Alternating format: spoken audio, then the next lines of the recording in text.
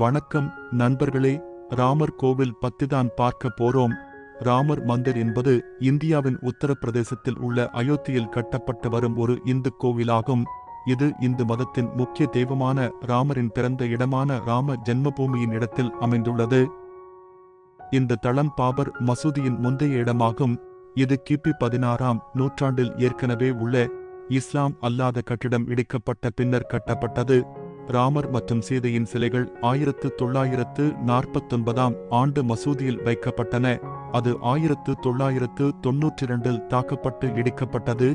2019ஆம் ஆண்டில் இந்திய உச்ச நீதிமன்றம் சர்ச்சைக்குரிய நிலத்தை இந்துக்களுக்கு கோவில் கட்டுவதற்கு வழங்கும் தீர்ப்பை வழங்கியது. கோவிலின் திறப்பு விழா ஜனவரி 22, 2024 அன்று திட்டமிடப்பட்டுள்ளது.